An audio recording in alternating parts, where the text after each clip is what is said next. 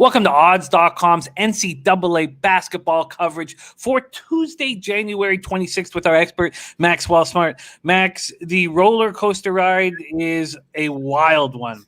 And last week was a difficult week. We hit the 5-unit threshold. You had to enjoy banana and ketchup live on camera. And then Saturday wasn't that much better. 3 wins, 6 losses, down 3.54 units. But it's a fresh week, and I love that about us because a lot of people hate Mondays and handicappers don't. It's a fresh week, and you are having a very strong season. You're sitting at 134 wins, 115 losses, 53.8%, plus 8.67 units. Your ROI is plus 3.48%, average line minus 109. What you get when you have such a strong start is you are able to handle rough weeks. And your stats show a good season. And that gives me tons of hope. How did you handle last week's difficulties? I was just like, this is gambling, Watching that St. Bonaventure game, I was just like, okay, all right, I'm just going to take it. I got a bad number, and it cost me, Seeing the scoring in the Southland games, the way that they just dried up in the second half, it was just like, okay, that's just how it's going to go today. So, as I've said before, I'm a volume player. I play a lot of games. I bet a ton of live plays on a variety of different books. And as much as it hurts me to come on camera, Jim, and sit here and have to endure the fact that I just lost again, at least not enough that I have to have more banana and ketchup.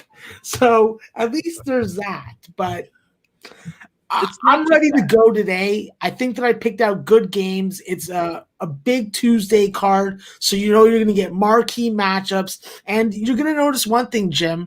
I've stayed away from that bastard MAC conference. No MAC for me this week. So I'm ready to get into the games and hopefully turn this boat around. Otherwise, we're going to be like Vikings trying to find America. We're going to drown in the Atlantic Ocean. And I don't want to drown. I want to live. I want you to live, Max. But this is not some sad story. You're hitting just under 54%. You're now no longer up double-digit units. Your ROI plus 3.48% is what a professional bettor would love to hit. So there's a ton of positives happening here. So let's stick focused, stay the course, think about the positives, not dwell on the negatives, and let's attack this Tuesday, January 26th card, Maxwell Smart. Are you ready to rock? Listen, I got my eyes wide open. I got you on camera beside me. Let's get down to it. Max has picked out 8 games on this card. Starts with mid-majors and the first game isn't, but has some smaller games. And then the final 4 games are marquee, big-time spots. I love the card that you've picked out. We start early and we end late, which is a fun way for gamblers to attack a day's work. We start at 1 p.m. Eastern. Tulsa, Golden, Hurricane, 8-5, 5-3. In the American, at Temple Owls, 3-4, 2-4 in the American. We are in Philadelphia, Pennsylvania. Tulsa opens up as 2.5-point favorites, and that starts moving immediately. It moves so much so that Bet365 right now has switched Temple to a 1-point favorite. They're the first book that I see doing that. The rest of a couple pick'ems. And the rest have Tulsa as very small favorites. This total opened up at 127.5. It is up to 128.5. Tulsa coming off its second loss in 3 games, an ugly 86-59 beatdown delivered to them at Houston on Wednesday night. They were outscored 45-19 in the first half. They turned the ball over 18 times. They were destroyed on the glass, 52-24. 6'6" senior guard Brandon Rochelle led Tulsa with 18 points. He's the only Tulsa player averaging double digits on the season. The only other player to get double digits in the game was freshman Keyshawn Williams, who came off the bench to hit 10. Their defense that allows just 62.8 points per game got diced for 86. On the season, they shoot 44.6% from the field, just 29.1% from 3, and 65.1% from the foul line.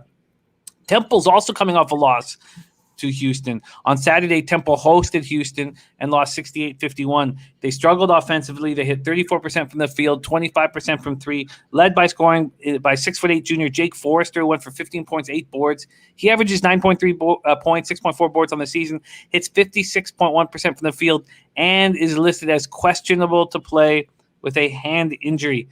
Like Tulsa, Temple has just one player averaging double digits, freshman guard Damian Dunn, who averages 14.6. Dartmouth transfer, senior guard Brendan Barry, averaging 8.6 points per game. He is hitting 51.4% from three. But Temple struggles offensively, averages 37.5% from the field, 32.9% from three, and just 66.5% from the foul line. Max, you've given us some 1 p.m. afternoon action. Exciting spot for us gamblers. Tulsa, Temple, take it away. Yeah, first off, Jim, I understand where this line is going in regards to the total. I do respect the move and do agree with it. I think that this is a game that Temple is probably lined about maybe 3 points under where I think that they should have been.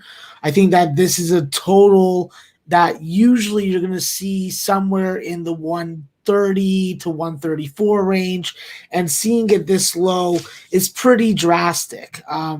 When I look at this Temple team, while they have had a delayed start to the season, they do have, like you mentioned, 2 quality offensive weapons in the backcourt. I think, though, what's really going to make a big difference for this team is what they're getting out of their front court players when it comes to J.P. Mormon and Devondre Perry. Both these guys bring good size, good strength, and can do all the intangibles. What I think that really is needed for this Temple team is to just come to the realization that you need to be a slow Temple team. You need to limit possessions. You need to keep games ugly and make just enough shots to win and for your backers to cover. I think that with the common opponent of both of them playing Houston recently and Tulsa beating Houston outright, I think that this is a spot where I disagree with the line movement towards Temple. Although Tulsa's had problems the last 2 times out on the road with Wichita and Houston, I do think that this is a much different quality of opponent. Watching that Houston and Temple game, while I do recognize the fierceness of Brendan Barry's 3-point game, it's really going to come down to, can he get his shots off against this Tulsa defense? And you can be damn sure that Tulsa is going into this game thinking, well, we know what we got to do from the get-go. We got to first allow this Temple team to be indecisive on offense in the half court, where you regularly are going to see them use 20 seconds of shot clock in order to get a good shot at the bucket. I think that's stopping Damian Dunn from getting in the paint and being able to drop teardroppers or just get to the rim and get to the free throw line is something they're going to have to focus on.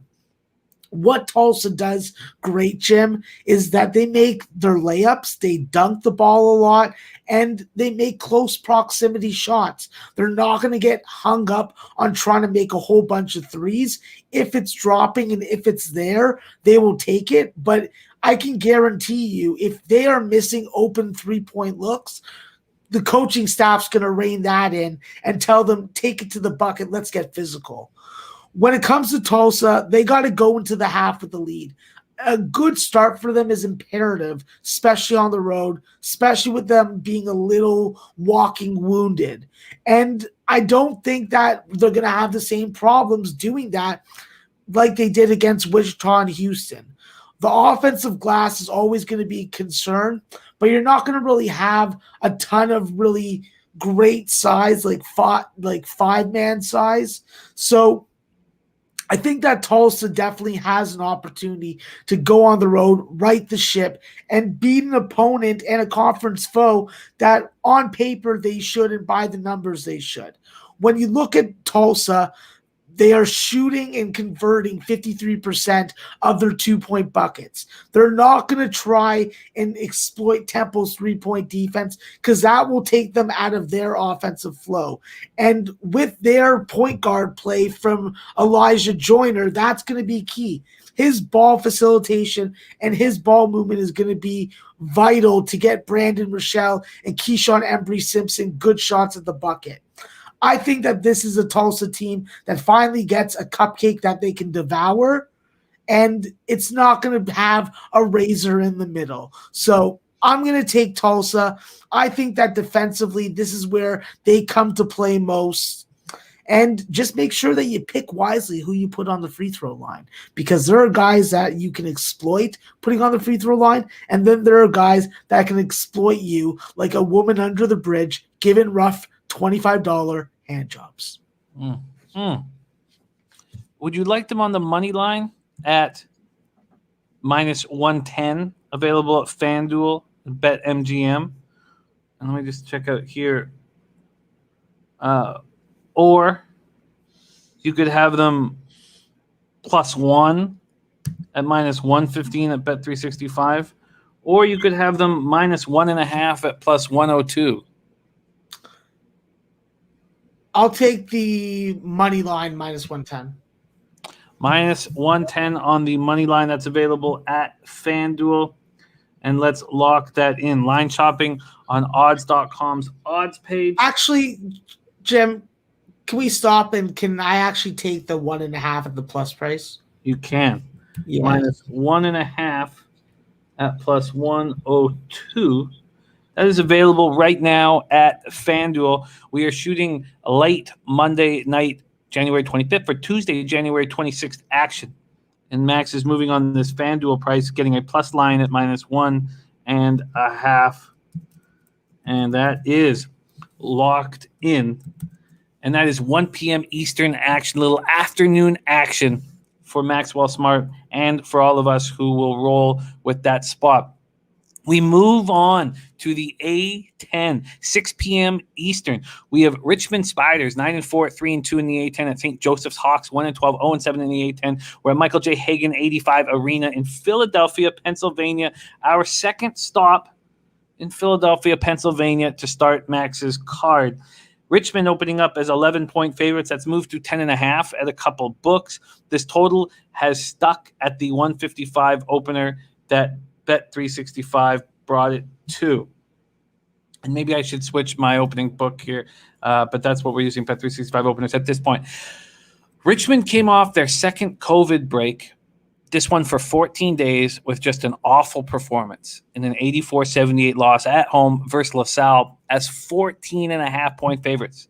They allowed LaSalle to shoot 57.1% from the field, 52.9% from three in the loss. Senior Grant Golden had another strong game, 22.6 boards, 4 assists. He fills the stat sheet every night, averaging 15.3 points, 6.5 boards, 3.6 assists. Leading scorer Blake Francis went for 21 points. He averages 16.5 on the season. Richmond shoots the ball well and takes care of it. They hit 48.2% from the field, 34.6% from three, 73.8% from the foul line. You mix that with a team that only turns the ball over 10.7 times a game, you get a tough team to beat. St. Joseph's coming off their 4th straight loss, 71-62 at home to George Mason on Saturday afternoon.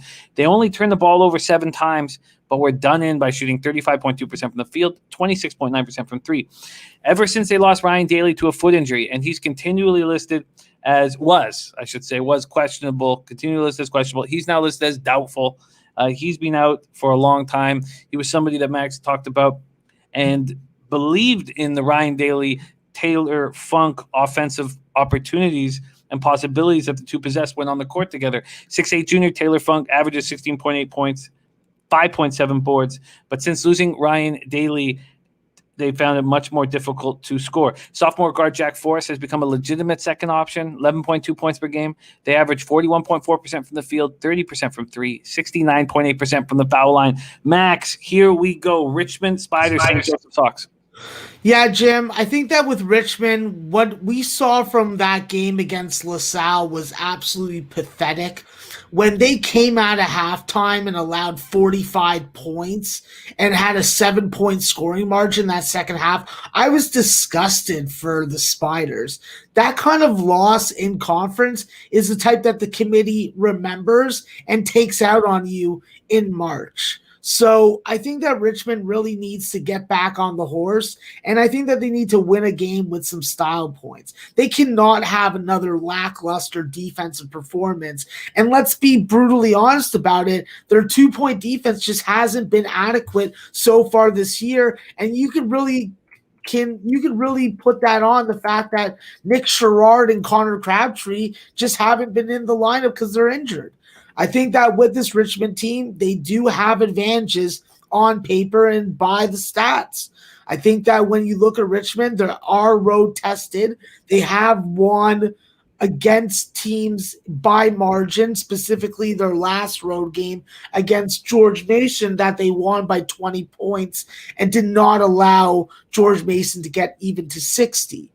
I think that with St. Joe's, this is a team that's really had to reinvent themselves with Taylor Funk being the primary offensive source and Jordan Hall really being that swing athletic guy that can go coast to coast and score from multiple levels. While he's not doing it at the efficiency that one would want and hope for, it does give them a good foundation at home. Unfortunately, the home games for them have been a little come see, come saw. So I think that with St. Joe's, the part that I like best about them at home, I think that the comfortability of them being in their own arena helps. I can't quantify that or prove that. I watch a lot of games and I see the difference in play based on where they're playing. I think that with St. Joe's, this is a team that probably is catching Richmond at a bad time. I think that the line moving towards St. Joe's is definitely something that I expected. But I still think that Richmond's in a spot where they got to come out and win. They got to come out and win big. The total is where I like a play most. I know that this is St. Joe's team that can get up and down. We've seen Richmond's defense struggle and be vulnerable. I think though in this game tomorrow, we're going to see St. Joe's struggle offensively, similar fashion to George Mason. We're going to see Richmond do enough to win this game by double digits. And I think that this game is staying under 155 or 155 and a half. I saw it open at circa at around 159. So I would have loved to get that number, but I can't bet there. And I think that when we look at this game, Jim, this is a game that Taylor Funk has to be stopped on the outside. Jordan Hall has to be stopped on the inside. And if you can do and accomplish both of those feats, this game's going to stay under, and you're probably going to win this game by margin. So we start with the over. Do you also want Spiders full game? The under. Excuse me. Start with the under. Do you also want the Spiders full game? Yes, I will take them full game. All right. Well, let's line shop right now. And wow, all the way down to 154.5 at FanDuel.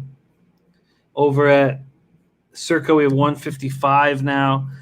And at BetMGM, we have the hook, 155.5. So let's start there and get Max the under 155.5 at minus 110 at BetMGM. Then we found a 10.5. See if I can pull this here.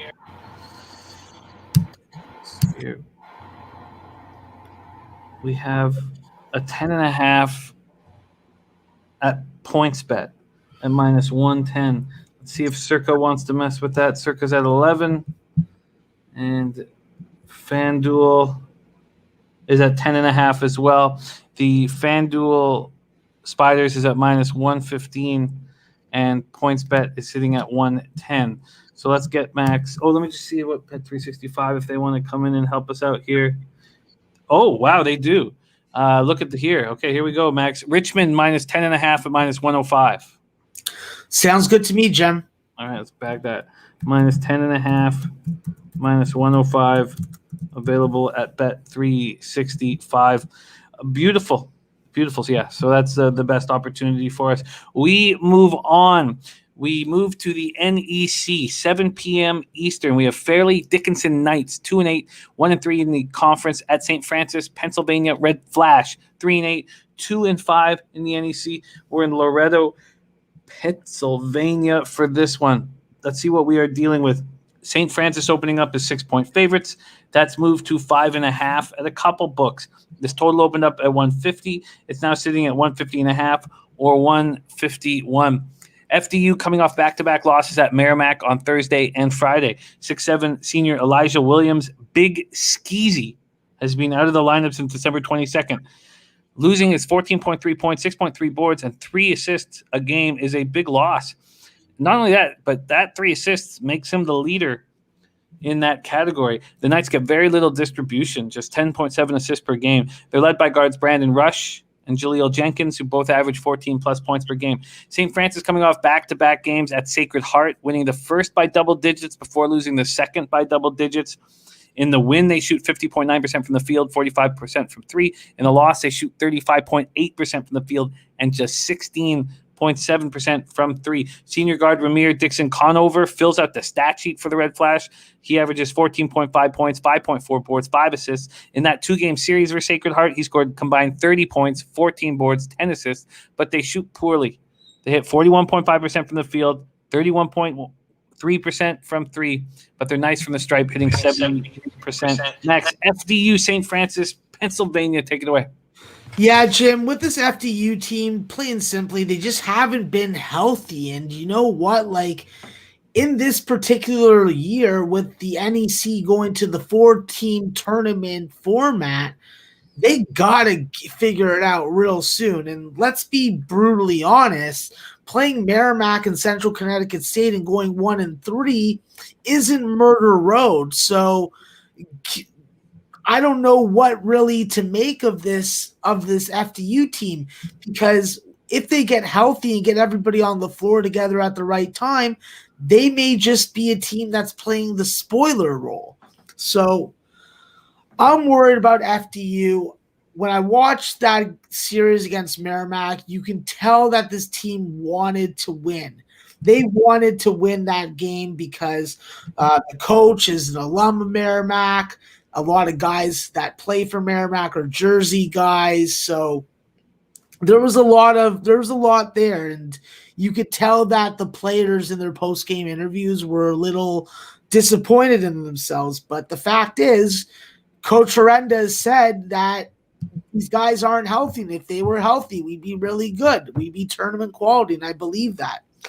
The issue is this team is a Jekyll and Hyde. They come out gangbusters, and they dominate in first halves. You can look at the numbers, you look at the box scores, you can watch the games, and you know this.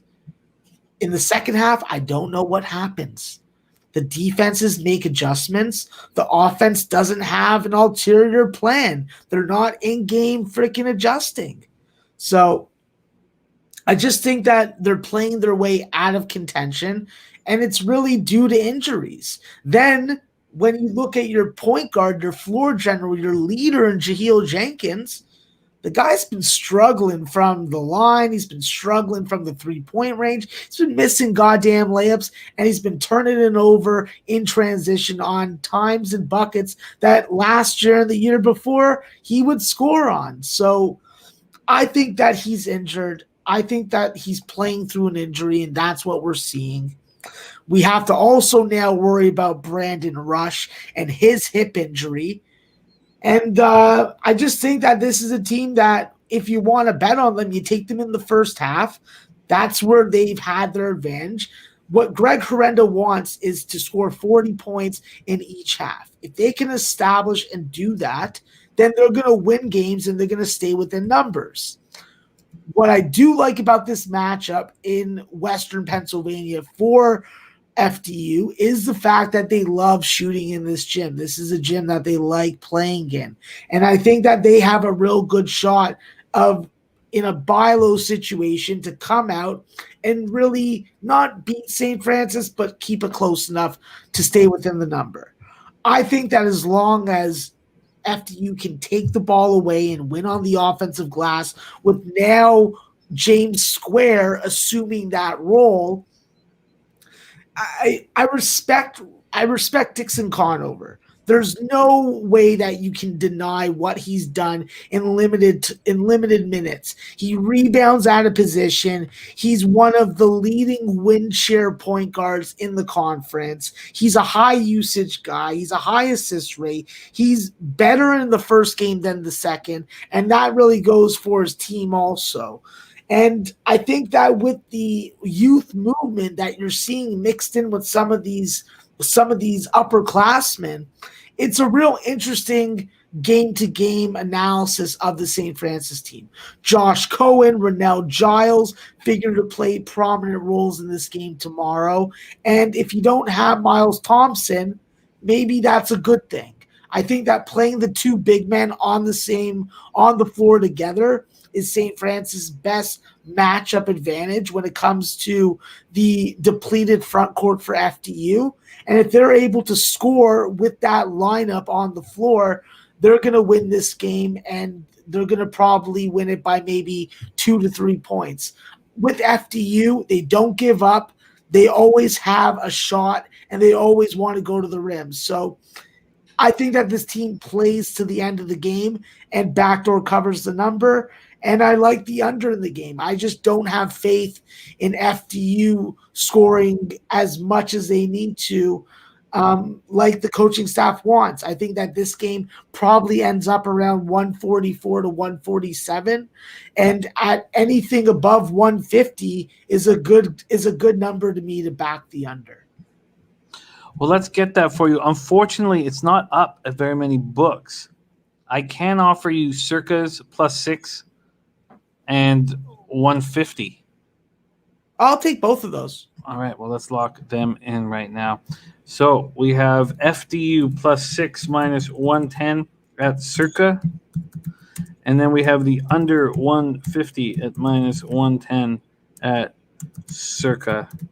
And we are in business. That game pops off at 7 p.m. Eastern.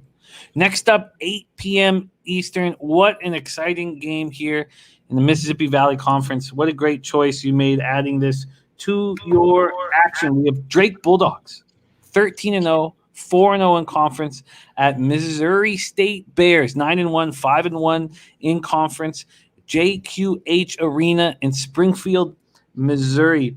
Drake opening up as 3-point favorites. That quickly moves to 3.5. We now see some 4s on the board. This total opened up at 144.5. We have seen a 144 join the board. Drake was possibly the best story in Division I basketball. 13-0, looking so strong. Then COVID forced the program to halt all activities, and they've done this all despite losing Liam Robbins, best defender a season ago, set the league record for blocks in the season, starring for Minnesota right now, a team that will be likely in the NCAA tourney. This Drake team outscores opponents by 24 points per game because they shoot the lights out, led by senior Shaquan Hemphill, who averages 14.2 points, 5.2 boards. We have Roman Penn, point guard, who averages 12.1 points, 5.8 assists. DJ Wilkins averages 11.3 points, hits 53% from the three.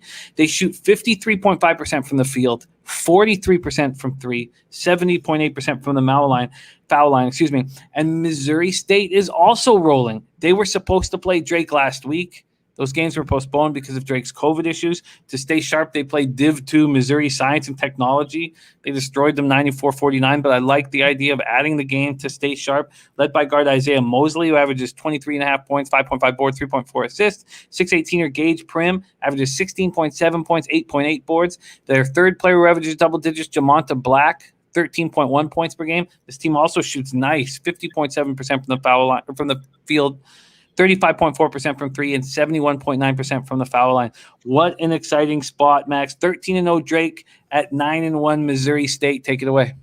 Yeah, listen, Jim, this is definitely one of the premier games in the Missouri Valley Conference schedule so far. We had a good one today with Loyola Chicago and Bradley, with Loyola Chicago coming back and covering the number. So I think that we're going to get an equally exciting and hopefully profitable game tomorrow. I think with Drake, they have been an ATS gem. They are very lethal from the 3-point range. They're a good fast starter in first halves. They don't take their time getting adjusted to the opponent, and they are very good at adjusting at the half and keeping their opponent off balance, where they've been regularly outscoring their opponent in conference in the 4 games by 10 points.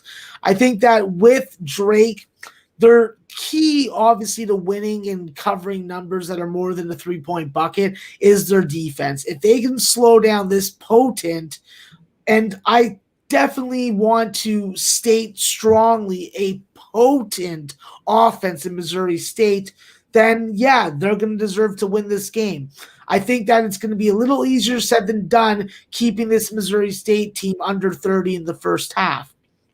While Drake is definitely solid at the line, they can lack some pace at times. And what they do at the free throw line is great, but they need to create transition opportunities to get to the free throw line. I think that when you do succeed on offense and really guard close without fouling, you're going to be able to swipe. You're going to be able to take the ball away. You're going to be able to get those jump ball possessions with the arrow in your favor. And I think that's going to be key for Drake against this Missouri State team. They have an advantage on the offensive glass with Tank Hemphill, and Tank's been amazing coming back over from Green Bay. This is like a hometown reunion. A bunch of these guys are Northwest Indiana boys, and you know what? They take on the area's identity with the way that they play basketball, and it's gritty. Jim, you talked about a lot of good Drake players, but you didn't talk about the most important guy, and the guy that a lot of people just don't know about, and that's Joseph Yusufu. Yusufu is your 6-man gem. He's the guy that can really determine whether or not you're going to win a game or not. He's a dangerous 3-point shooter. He's a dangerous guy with the ball in his hands at all 3 levels. He's really carved out a role in this offense, and he's forced the coaching staff to give him minutes because he produces, and he produces for his teammates, and they love playing with him. I think that if you can keep a guy like him off the scorecard and out of the spotlight, you have a good chance of winning this game. With Missouri State, Jim, this is definitely a team that scores the basketball well. With Isaiah Mosley and Gage Prim, you're going to have a whole lot of meat to handle coming at you on a lot of consecutive possessions. With Gage Prim, he can operate with his back to the bucket, and he can operate on the mid-range. He can get to the free throw line. With Mosley's going to the rim. If you can get in his way and you can take a charge, so be it. You may be able to saddle him with early foul trouble. But if you don't do that, he's going off for 25. The kid scores 20-plus in pretty much every game he's played this year. I don't expect him to take a night off against Drake, who everybody's talking about, everybody thinks should be ranked. Well, this is Missouri State's chance to own home court, put Drake into check, and just continue dominating. While Drake's been good ATS, so is Missouri State. Their only loss in conference is to Northern Iowa on the road. I think that they played the tougher conference schedule. I think that they have a chance to win this game outright, and I'll take +4 with Missouri State. Give me the Bears. They're going to get their nice pot of honey tomorrow, and they're going to eat it. I love that. I love this bet. It's so exciting. But right now, I can't get you a 4, although I see it moving in that direction. Should we wait? Yes, I think so, because there's going to be money that comes in on Drake. I can absolutely that. So it's a 3.5 right now, but I think this is a great call on your part. Waiting on the Bears. We want at least a +4, but you know, I'll hit you in the morning, but I think we just wait for as long as possible to get you the absolute best spot here on Missouri State. What an exciting game for the Valley Conference here. Missouri State Bears being backed by our Maxwell Smart. Now we move on to 8:30 p.m. Eastern action, and we head to the Big East, a team very near and dear to Max's heart. The UConn Huskies are in action. They are hosting the Butler Bulldogs at Gamble Pavilion in Storrs, Connecticut. Bulldogs are 5-7, 4-5 in the Big East. The Huskies are 7-3, 4-3 in the Big East. UConn opening up at 6.5. That moves to 6. Then it moves to 5.5. This total is sitting at 125.5 at all the books across the market. Butler's won 2 straight, coming off 67-53 win at DePaul as 2-point dogs. Leading scorer, senior guard Jair Bolden, went for 21 points in the win. He's averaging 13.5 on the season. His backcourt partner, senior Aaron Thompson, averages 13.1 points, 4.3 assists. Bulldogs hit 42.6% from the field, 34.7% from 3, and struggle from the stripe, hitting just 60.8%. UConn coming off 2 tough losses. On Monday the 18th, so a week ago, they lost at home to St. John 74-70 as 7-point favorites.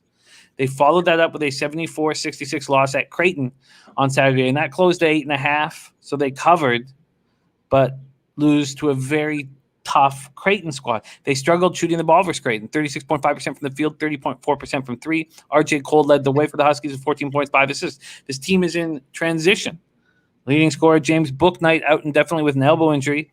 And nobody knows this team better than our Maxwell Smart, who can direct us to how to make money off of this game and how UConn will handle losing their star, James Bouknight. Max, take it away. The team near and dear to your heart, the Huskies against the Butler Bulldogs.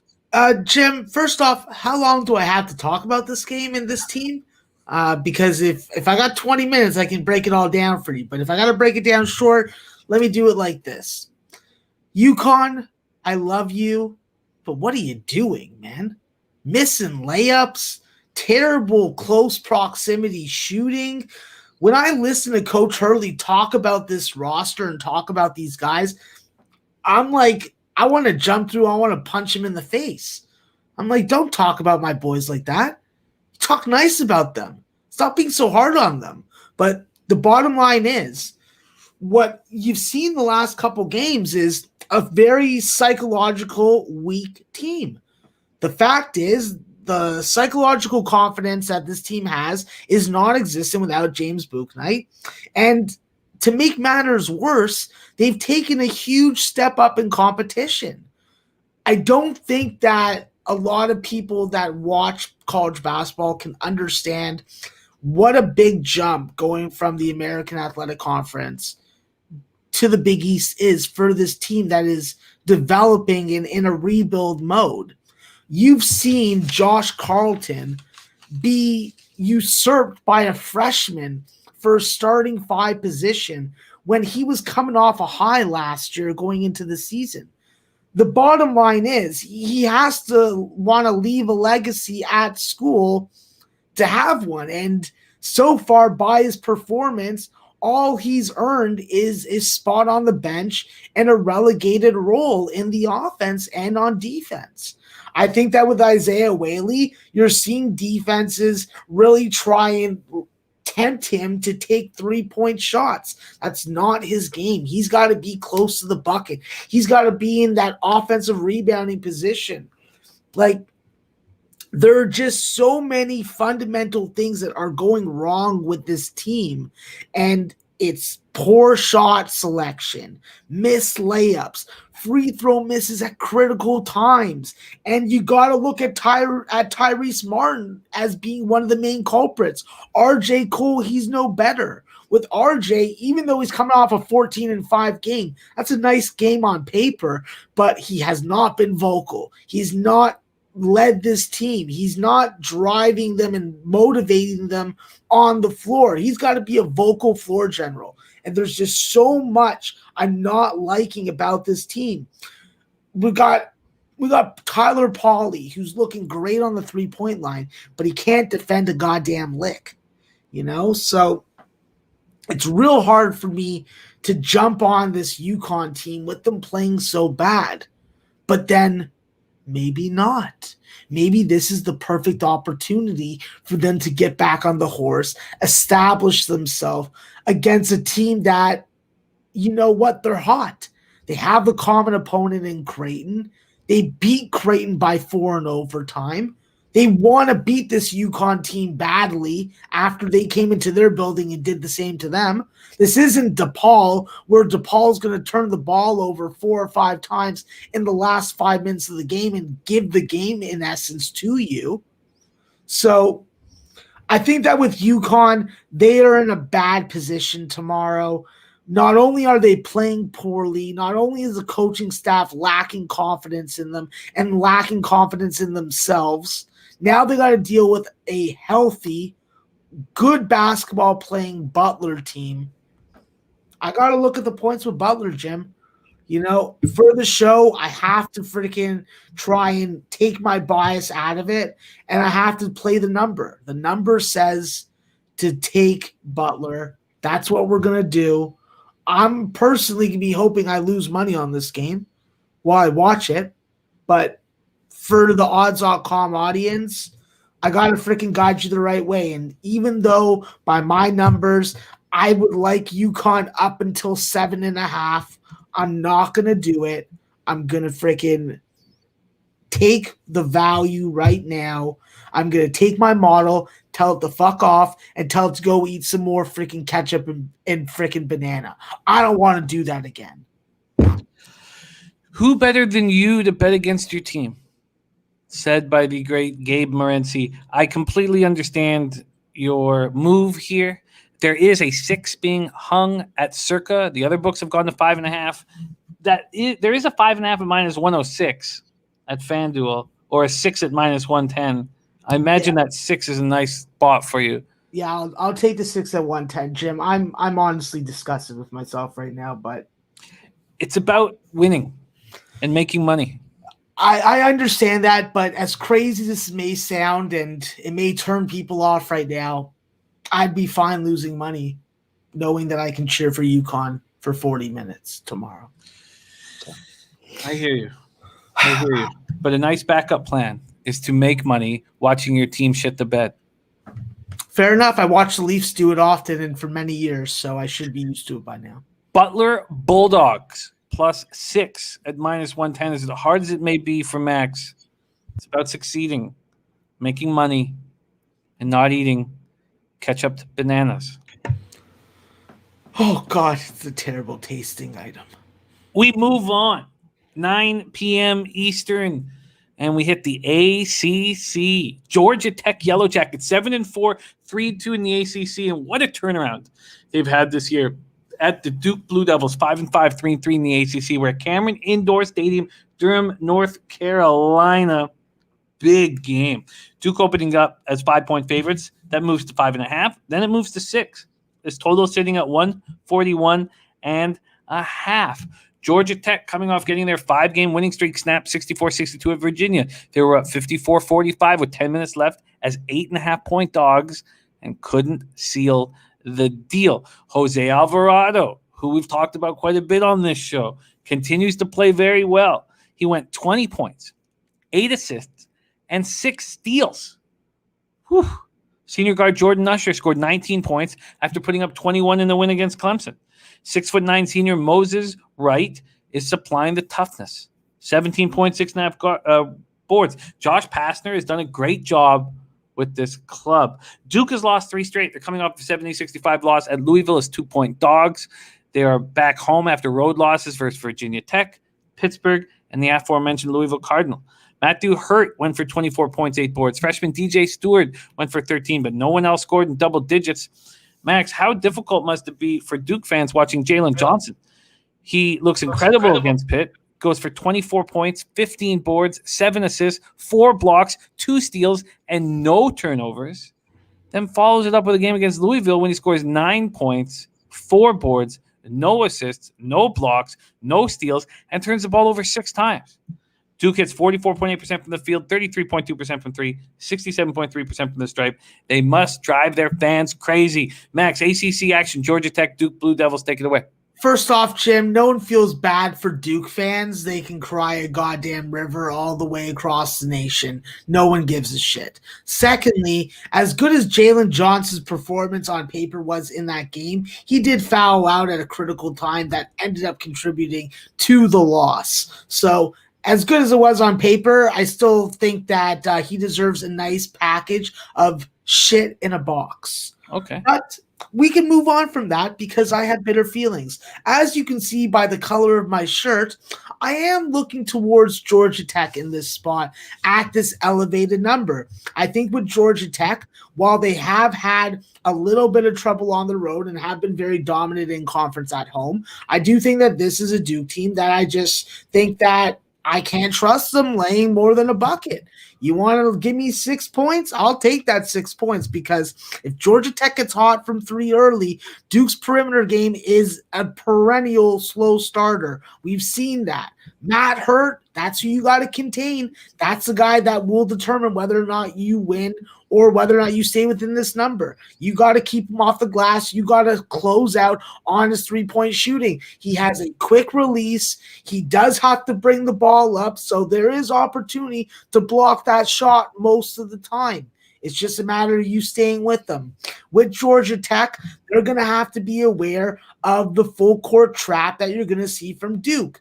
Duke's going to run this a lot. Duke's going to try and get you out of rhythm. And with Jose Alvarado, as good as he is at the free throw line, Jim, let's not forget when he misses free throws, they're in the second half at critical times. So as much as I enjoy the percentage, the haircut and the performance in the last 5 minutes leaves a lot to desire.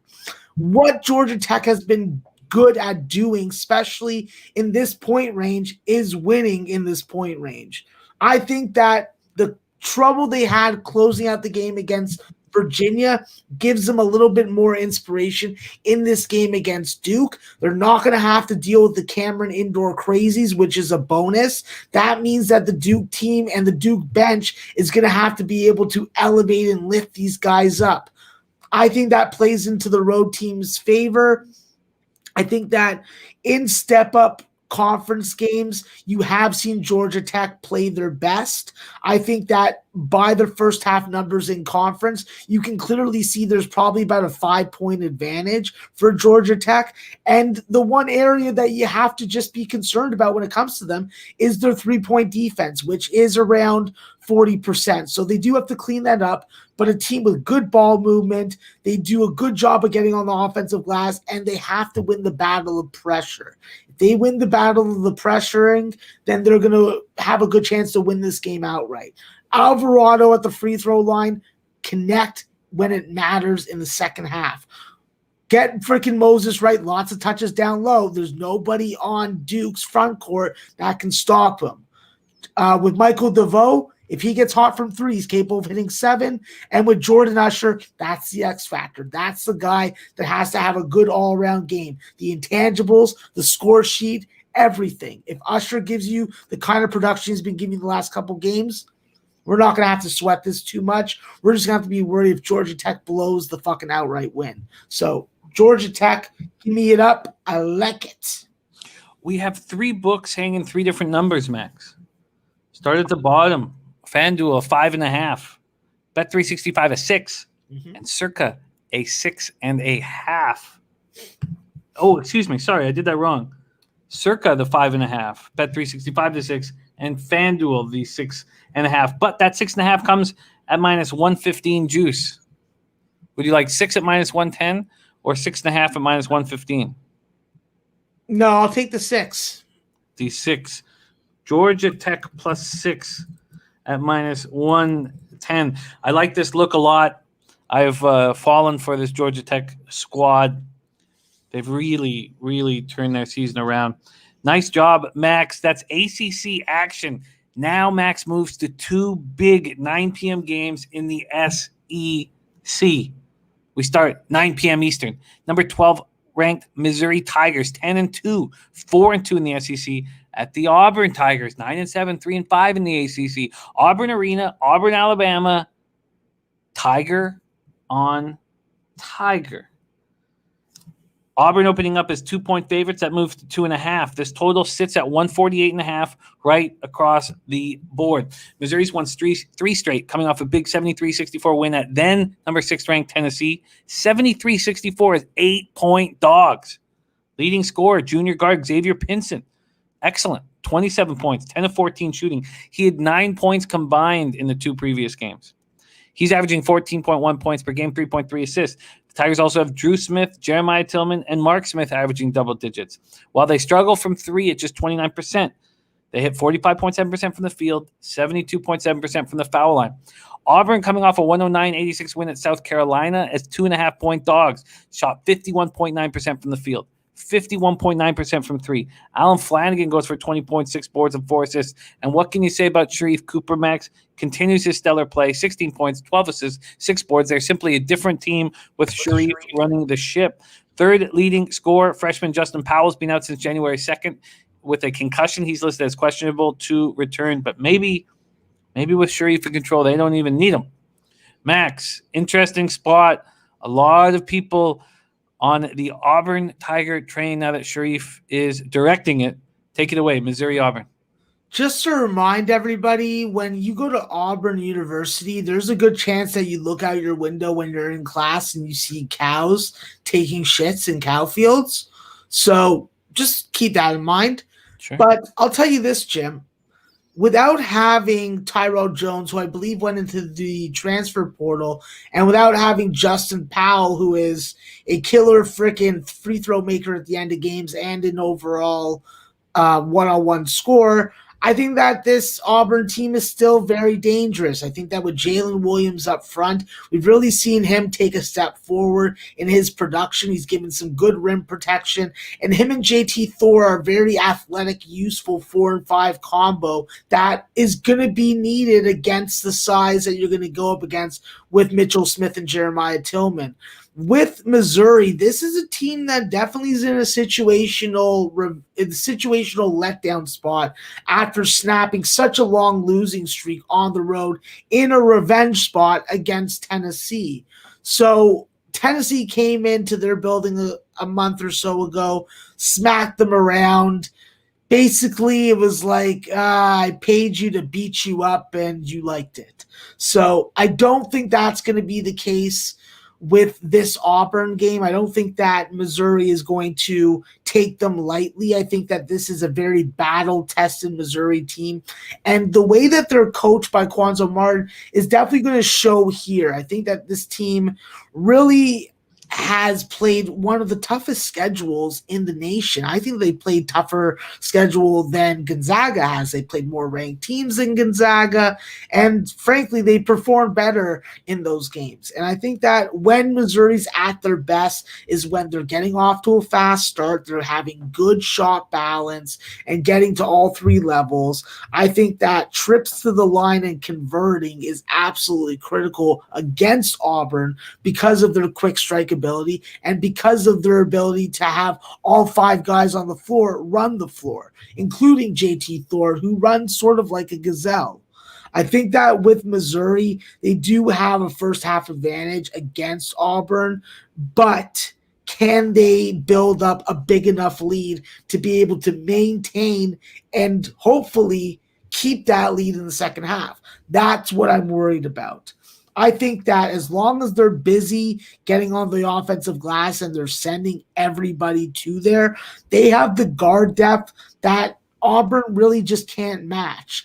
The one weakness so far of Sharif Cooper's game has been his 3-point shooting, where he's able to get good shots for Alan Flanagan and Jamal Johnson and Devin Cambridge. He's not – you can – plan for how to stop him. You can bring a help defender. You can not play on the pick and roll and just not roll with the roll, of course. So with this Auburn team, they are on a high right now. It's hard to deny that. I just think that with this number being where it's at, it should have been Missouri as the favorite and Auburn as the home dog. If Auburn's the home dog, I take Auburn in this situation. But with the number being the way it is, I have to go with Missouri. So I think that Missouri wins this game. I think that as long as you get a big performance from Xavier Pinson, Jeremiah Tillman, or Drew Smith, similar to the Tennessee game, then you're going to win. You got to slow the tempo, limit possessions, don't let Auburn run, don't let Sharif Cooper have free range to distribute the ball to all of his teammates. And if you get a standout performance from one of the three guys I mentioned, I think that you go in and you win this game at Calfields University. Max, do you want the 2.5 points, or would you prefer the plus 120 money line? No, I'll take the 2.5 points and play it safe. The 2.5 points are juiced at FanDuel, yet they are not at Circa and Bet365. So let's lock you in. Missouri plus 2.5 minus 110, and that is available at Circa Sportsbook. Missouri plus 2.5 minus 110. Very, very exciting 9 p.m. action for Maxwell Smart in the SEC. Missouri Tigers plus 2.5 at the Jim, Auburn Tigers. Yes. Isn't this how we do the show so important to all these other college basketball cappers out there? Having 3 books, having multiple books is so key because the books are trying to attract you to their book. They want to give you the number that you like the best. And when you have 3 or 4 books, you can have 1.5 points of difference. And that could be the difference between cashing and losing. So I love the fact that we have these options that we can show the audience. We can show the books competing against each other for your money, and hopefully we'll be able to start taking advantage of it instead of them taking advantage of us, like I take advantage of the ladies underneath the bridge. It's well put. That is well put, Max. Well put. And we move on to the final game on Max's card. We stay in the SEC and we finish off with a banger. Reed Arena, College Station, Texas. The LSU Tigers 10-4, 5-3 in the SEC at the Texas A&M Aggies 7-6, 2-5 in the SEC. A team that is offensively falling apart. Let's see what we are dealing with. LSU opening up as 5-point road favorites. There is a 5.5 on the board. This total is 141 at almost all the books. We do see our first 140.5 making an appearance. LSU coming off their second straight double-digit loss, 82-69 at Kentucky on Saturday night. LSU shot the ball very well all season, was shooting bricks. They shot 38.5% from the field, 17.4% from 3.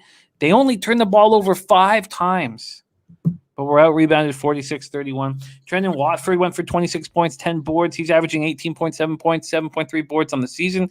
Cameron Thomas went for 18 points, but that's all he does on the stat sheet. 2 rebounds, 0 assists, 0 blocks, 0 steals. He's averaging 21.7 points on the season. What happens when one of them struggles or one of them's off or anything is they don't succeed. No one else scored more than 6 points in that loss at Kentucky. Let's move over to A&M. They've lost 2 straight and 4 or 5. All their losses, every loss they've had this year has come by double digits. When they get down, they just don't seem to have any fight in them. Their offense is drying up. They shot 39.2% from the field, 23.8% from 3. They scored just 50 points against Ole Miss on Saturday night. In the loss prior to that, at home to Missouri, they shot 36.5% from the field, 30% from 3, and scored 50 points. Sorry, that was 51 against Ole Miss, 50 against Missouri. They only have one player scoring double digits, Emmanuel Miller, 16.1 points, 8.2 boards. On the season, just 42.4% from the field, 29.3% from 3. I wonder, Max, is this a bounce-back spot for the LSU Tigers against an A&M team that can't score or has great difficulty scoring? Max, SEC action, the close-up your card. Take it away. Listen, Jim, let's first off show a little respect to Texas A&M. They do recruit smart. They come up to Canada. They poach some of our Hoops Factory products. And you just named one, Emmanuel Miller. Straight from the Hoops Factory they call Canada. Land of maple syrup and beaver tails. Well, I'll tell you one better. You know what? LSU, they like to eat beaver tails, and they like to eat beavers. I personally don't because they don't taste good, but I'm not judging. Let's go with LSU. You know why, Jim? Because LSU's been playing like shit. This is a get-right game. This is a game that they know that they can hammer this opponent. They beat them by 20-something last time they played in December. And the fact is, the way that they won that game is the way that they win a lot of games. They have strong first halves. They go wire to wire. They don't need to have extreme defensive adjustments, and they have potent, balanced scoring from their main pieces. I think that with Cam Thomas, listen, we gave him 2 opportunities to have standout performances on big national TV spots, and he fell on his freaking face, sort of like I fell on my face on Saturday's picks. So I'll say this, Jim. I think that this is bounce back city. Cam Thomas is going to have a lot of ability, a lot of space to get off his 3-point shot. I expect a 25 to 30-point performance from him. This is a spot where I just don't understand the line. We're talking about an 8-point spread in LSU. Now we're talking about a 5 or 5.5 at Texas A&M. I think it's a little fishy. I think that it's based off the recent performance of LSU, and I think that Texas A&M's home court is being overvalued. I think that there is lots of unders in A&M's past and present, and I think that there is possibly another one coming in this game. I don't trust Texas A&M to improve any of their offensive flaws that they had in the first game against LSU. Savion Flagg went 0 for 10 from 3, so I don't expect him to do that, but I don't expect him to go 5 for 9 or something like that. I think that with this LSU team, the simple formula to covering and not making me lose minutes off my life watching this game tomorrow is this. Get out to a first half lead of 5 points or more, establish scoring at all 3 levels, get your guys to the free throw line, get Texas A&M playing on their heels, and keep these guys off the freaking glass. Keep them out of the lane. Focus on getting close proximity shots unless your name is Cam Thomas. And if you win the turnover battle, you're probably going to win this game by more than double digits. I don't understand the line, but I'll take 5 with LSU, and we'll end the show, hopefully, on a nice, tasty beaver tail. I like it. And it's moved to 5.5 at FanDuel. We can still give you the 5 at Circa. It's still 5 at Bet365, but it's minus 115 attached. So let's get Max LSU minus 5 at minus 110 available at Circa. And that concludes Max's card and a fun Tuesday card for our Maxwell Smart. Let's go over his action, Max. Listen up, see if I've made any mistakes. We start 1 p.m. Eastern with the Tulsa Golden Hurricane minus 1.5 at plus 102 at FanDuel. Then we have the Richmond Spiders minus 10.5 at minus 105 at Bet365. We also have the under 155 at minus 110 at BetMGM. We move on to FDU. Got the Knights plus 6 at minus 110 and the under 150 in FDU St. Francis, Pennsylvania. Then Missouri State Bears, which we are waiting on. Money's coming in on Drake. Money will continue to come on Drake. I really like this spot, Max. I think it's a good look. Let's wait until we can get a better number. Then we have the Butler Bulldogs plus 6 and minus 110. Max going against his boys, UConn Huskies in that spot. Then we have the Missouri Tigers plus 2.5, minus 110 at Circa. That's at Auburn. Then we have the Georgia Tech Yellow Jackets plus 6 at minus 110 against the Duke Blue Devils. That's going to be real fun. What a fun card you have, Max. You close up shot with LSU Tigers minus 5, minus 110 at Circa. Max, you're coming off a tough week. I see a bounce back, a big one in this card, and there's a few spots that I will be tailing. Max, thank you for sharing your hard work and insights with us. Max coming off a rough week, and yet is still having a great season. 134 and 115. He's hitting at 53.8%. He's up 8.67 units. ROI plus 3.48%. Average line minus 109. And Max, I believe in you, my friend. Do you have any last words for the great cappers watching the show? Yeah, listen, I've talked about this often. Maple syrup is better when you get the dark stuff, and you can apply it to a lot of different foods. Don't be afraid to take a little adventure, a little bit of dark maple syrup. A Canadian told you this. That means that it's true. Don't worry. No one's trying to trick you. Okay? So pass that along, Jim. I think everybody feels very safe getting information from Maxwell Smart. Get paid in full and put some dark